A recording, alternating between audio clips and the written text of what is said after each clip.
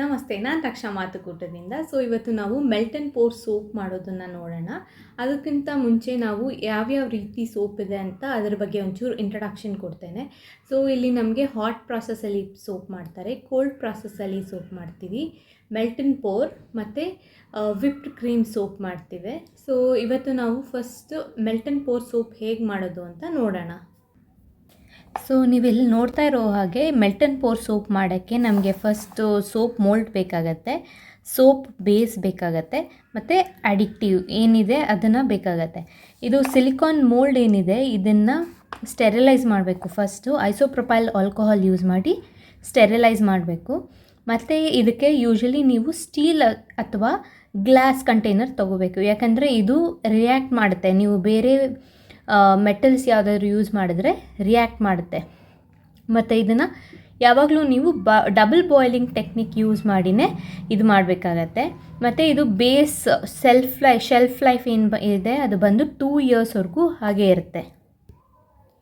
ಇವಾಗ soap base ಬಗ್ಗೆ ಮಾತಾಡೋಕ್ಕೋದ್ರೆ ನಮಗೆ ಕ್ಲಿಯರ್ ಟ್ರಾನ್ಸ್ಪರೆಂಟ್ ಬೇಸ್ ಒಂದು ಸಿಗುತ್ತೆ, ಅಥವಾ ಅಲೋವೆರಾ ಯಾವುದಾದ್ರೂ ಆಗಿರಲಿ, ಶಿಯಾ ಬೇಸ್ ಯಾವುದಾದ್ರೂ ಆಗಿರಲಿ ಅದ್ರ ಬೇಸ್ ಪ್ರಕಾರ ಒಂದು ಸಿಕ್ಕಿರುತ್ತೆ.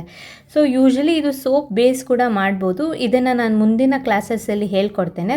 ಇದನ್ನು ನನ್ನ ಚಾನಲನ್ನು ಸಬ್ಸ್ಕ್ರೈಬ್ ಮಾಡೋದನ್ನು ಮರಿಬೇಡಿ. ಇಂಥದ್ದೇ ಇಂಟ್ರೆಸ್ಟಿಂಗ್ ವೀಡಿಯೋಸ್ ಎಲ್ಲ ನಾನು ತರ್ತೀನಿ.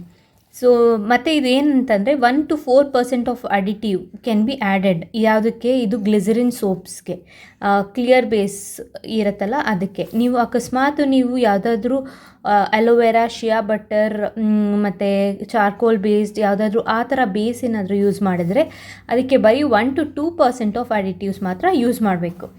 ಮತ್ತು ಇಲ್ಲಿ 3 ಟೈಪ್ಸ್ ಆಫ್ ಅಡಿಟಿವ್ಸ್ ಇದೆ. ಆಯಿಲ್, ಲಿಕ್ವಿಡ್ ಮತ್ತು ಪೌಡರ್. ಆಯಿಲ್ ಅಂತ ಬಂದರೆ ಎಸೆನ್ಷಿಯಲ್ ಆಯಿಲ್ಸ್ ಮತ್ತು ಫ್ರಾಗ್ರೆನ್ಸ್ ಆಯಿಲ್ಸ್ ಅಂತ ಬರುತ್ತೆ. ನೀವು ಯಾವಾಗಲೂ ನೆನ್ಪಿಡಿ, ಎಸೆನ್ಷಿಯಲ್ ಆಯಿಲ್ಸ್ ಮತ್ತು ಫ್ರಾಗ್ರೆನ್ಸ್ ಆಯಿಲ್ ಎರಡೂ ಬೇರೆ ಬೇರೆ. ಎಸೆನ್ಷಿಯಲ್ ಆಯಿಲ್ ಅಂತಂದರೆ ಪ್ಯೂರ್ ಫಾರ್ಮ್ ಆಫ್ ಆಯಿಲ್. ನಾನು ಮೊದಲೊಂದು ವಿಡಿಯೋ ಎಸೆನ್ಷಿಯಲ್ ಆಯಿಲ್ಸ್ ಬಗ್ಗೆ ಮಾಡಿದ್ದೀನಿ, ಅದರಲ್ಲಿ ಇದ್ರ ಬಗ್ಗೆ ಫುಲ್ ಇನ್ಫಾರ್ಮೇಷನ್ ಕೊಟ್ಟಿದ್ದೇನೆ. ಫ್ರಾಗ್ರೆನ್ಸ್ ಆಯಿಲ್ ಅಂತಂದರೆ ನಿಮಗೆ ಅದು ಇದು ಫ್ರಾಗ್ರೆನ್ಸ್ ಕೊಡುತ್ತೆ, ಅದರಲ್ಲಿ ಯಾವುದೇ ಥರ ಬೆನಿಫಿಷಿಯಲ್ ಏನೂ ಇರಲ್ಲ. ಮತ್ತು ಇದು ಲಿಕ್ವಿಡ್ ಅಂತಂದರೆ ಡಿಸ್ಟಿಲ್ಡ್ ವಾಟರ್ ಆಗಿರ್ಬೋದು, ಹೈಡ್ರೋಸೆಲ್ಸ್ ಅಂತಂದರೆ ಅಲ್ಲಿ ನೀವು ಪ್ಯೂರ್ ಆಗಿ ಯಾವುದಾದ್ರೂ ಒಂದು ಎಕ್ಸಾಂಪಲ್ ನಾನು ನಿಮಗೆ ಕ್ಯುಕುಂಬರ್ ಕೊಡ್ತೇನೆ. ಕ್ಯುಕುಂಬರ್ನ ಸ್ಟೀಮ್ ಪ್ರಾಸೆಸಲ್ಲಿ ಹಾಕಿ ನೀವು ಅದನ್ನು ರೋಸ್ ವಾಟರ್ ಹೇಗೆ ತೆಗಿತೀರಾ ಅದೇ ಪ್ರಾಸೆಸಲ್ಲಿ ತೆಗೆದ್ರೆ ಅದು ಹೈಡ್ರೋಸೆಲ್ಸ್ ಅಂತೀವಿ. ಯೂಶಲಿ ಇದಕ್ಕೆ ತುಂಬ ಟೈಮ್ ಸ್ಪೆಂಡ್ ಮಾಡೋಕ್ಕೆ ಹೋಗಬೇಡಿ, ಬೇಕೆಂದರೆ ಆಚೆಯಿಂದ ನೀವು ತೊಗೋಬೋದು ಹೈಡ್ರೋಸೆಲ್ಸ್ ಎಲ್ಲ. ಮತ್ತು ಪೌಡರ್ಸ್ ಯಾವಾಗಲೂ ಆಗಿರಲಿ ಡಿಹೈಡ್ರೇಟೆಡ್ ಮತ್ತು ಡ್ರೈಡ್ ಆಗಿರಬೇಕು, ಫುಲ್ ಪೌಡರ್. ನೀವು ಯಾವುದೇ ಕಾರಣಕ್ಕೂ ಫ್ರೆಶ್ ಜ್ಯೂಸ್ ಅಥವಾ ಫ್ರೆಶ್ ಫ್ಲವರ್ಸ್ ಸೋಪ್ಸಲ್ಲಿ ಯೂಸ್ ಮಾಡೋಂಗಿಲ್ಲ, ಅದು ನಿಮಗೆ ತುಂಬ ದಿವಸ ಬರಲ್ಲ. ಹಾಗಿದ್ದರೆ ನಾವು ಇವಾಗ ಸೋಪ್ ಯಾವ ಥರ ಮಾಡೋಣ ಅಂತ ನೋಡೋಣ. ಇವತ್ತು ನಾನು ಸ್ಕಿನ್ ಬ್ರೈಟ್ನಿಂಗ್ ಸೋಪ್ ಯೂಸ್ ಮಾಡ್ತಾ ಇದ್ದೀನಿ. ಇದಕ್ಕೆ ನಾನು ಕ್ಲಿಯರ್ ಸೋಪ್ ಬೇಸ್ ಯೂಸ್ ಮಾಡ್ತಾ ಇದ್ದೀನಿ. ಇದರಿಂದ ನಾವೇನು ಮಾಡಬೇಕು ಅಂದರೆ 4% ಆಫ್ ಅಡಿಟಿವ್ಸ್ ಆ್ಯಡ್ ಮಾಡ್ಬೋದು. 1ರಿಂದ 4%ವರೆಗೂ ಅಡಿಟಿವ್ಸ್ ಆ್ಯಡ್ ಮಾಡ್ಬೋದು. ಹೇಗೆ ಮಾಡೋದು ಅಂತ ನೋಡೋಣ ಬನ್ನಿ. ಇವತ್ತು ನಾನು 2 ಸ್ಕಿನ್ ಬ್ರೈಟ್ನಿಂಗ್ ಸೋಪ್ ಏನಿದೆ ಇದು ಮಾಡ್ತಾಯಿದ್ದೀನಿ. ಮುಂಚೆ ನಾನು ಹೇಳ್ದಂಗೆ ಐಸೋಪ್ರೊಪೈಲ್ ಆಲ್ಕೋಹಾಲ್ ಯೂಸ್ ಮಾಡಿ ಎಲ್ಲ ಸ್ಟೆರಿಲೈಸ್ ಮಾಡಬೇಕು. ನಾನಿದು ಐಸೋಪ್ರೊಪೈಲ್ ಆಲ್ಕೋಹಾಲ್ ಇದು ಚಿಕ್ಕ ಸ್ಪ್ರೇ ಬಾಟ್ಲಲ್ಲಿ ಇಟ್ಕೊಂಡಿದ್ದೀನಿ. ನಾನು ಏನೇ ಮಾಡೋಕ್ಕೋದ್ರೂ ಅದರಲ್ಲಿ ಯೂಸ್ ಮಾಡ್ತೀನಿ. ನನ್ನ ಹತ್ರ ಇರೋ ಮೋಲ್ಡ್ ಬಂದು 100 ಗ್ರಾಮ್ಸ್ ಒಂದು ಸೋಪ್ಗೆ ಹಿಡಿಯುತ್ತೆ. ಅದ್ರ ಪ್ರಕಾರ ನಾನು 2 ಸೋಪ್ಗೆ 200 ಗ್ರಾಮ್ಸ್ ಸೋಪ್ ಬೇಸ್ ತೊಗೋತಾ ಇದ್ದೀನಿ. ಈ 200 ಗ್ರಾಮ್ಸಿಂದ ಇದು ಯಾವುದು ಎವಾಪ್ರೇಟ್ ಏನೂ ಆಗಲ್ಲ. 200 ಗ್ರಾಮ್ಸ್ ಹಾಗೇ ಇರುತ್ತೆ.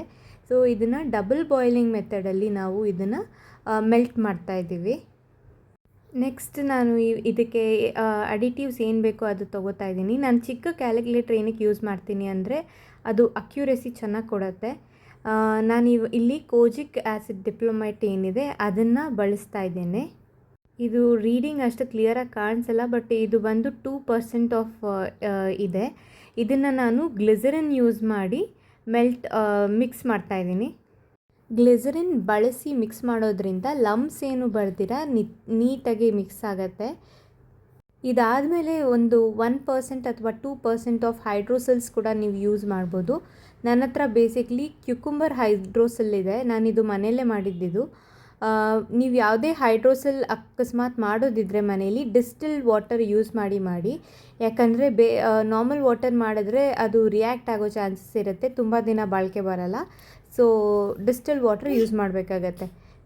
ಮತ್ತು ನಾನು ಇಲ್ಲಿ ಎಸೆನ್ಷಿಯಲ್ ಆಯಿಲ್ ಬಂದು ಜಾಸ್ಮಿನ್ ಎಸೆನ್ಷಿಯಲ್ ಆಯಿಲ್ ಯೂಸ್ ಮಾಡ್ತಾಯಿದ್ದೀನಿ.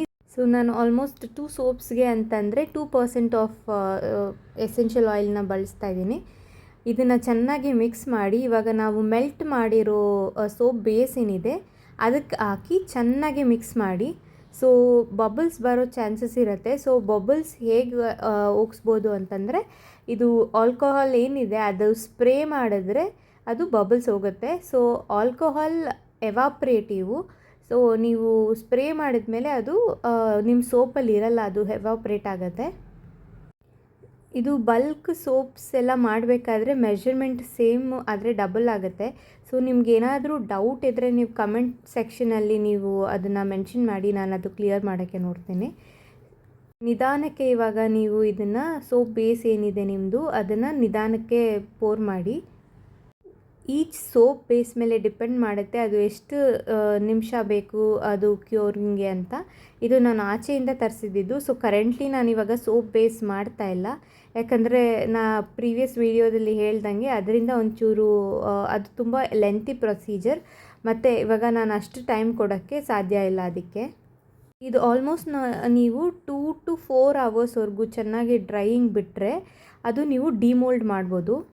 ಸೊ ಇದನ್ನು ಡಿಮೋಲ್ಡ್ ಮಾಡಿದ್ಮೇಲೆ ನೀವು ಆಲ್ಮೋಸ್ಟ್ 8 ಅವರ್ಸ್ವರೆಗೂ ಹಾಗೆ ಬಿಟ್ಟು ಆಮೇಲೆ ಬಳಸಬೇಕಾಗತ್ತೆ. ಇದರದ್ದು pH ವ್ಯಾಲ್ಯೂ ಬಂದು ನಾನು ಚೆಕ್ ಮಾಡಿದ್ದೀನಿ, ಬಟ್ ವಿಡಿಯೋ ತೆಗೆಯೋದು ಮರ್ತಿದ್ದೀನಿ. ಸೊ ಅದಕ್ಕೆ ಆ್ಯಡ್ ಮಾಡಿಲ್ಲ. ಚೆನ್ನಾಗಿ ವ್ರ್ಯಾಪ್ ಮಾಡಬೇಕಾಗತ್ತೆ, ಯಾವುದೇ ಥರ ಮಾಯಿಸ್ಟ್ ಅಥವಾ ಏರ್ ಕಾಂಟ್ಯಾಕ್ಟ್ ಇಲ್ದಿರ. ಸೊ ಇದು ಕಿಚನ್ಗೆ ಯೂಸ್ ಮಾಡ್ತೀವಲ್ಲ ವ್ರ್ಯಾಪ್ಸ್, ಅದರಿಂದನೇ ನಾವು ವ್ರ್ಯಾಪ್ ಮಾಡ್ಬೋದು. ನಾನು ಇದೇ ಥರ ವೀಡಿಯೋಸ್ನ ನನ್ನ ಚಾನಲಲ್ಲಿ ತೊಗೊಬರ್ತಾ ಇದ್ದೀನಿ. ಸೊ ಸಪೋರ್ಟ್ ಮಾಡಿ ಮತ್ತು ಸಬ್ಸ್ಕ್ರೈಬ್ ಮಾಡೋದನ್ನು ಮರಿಬೇಡಿ. Thank you.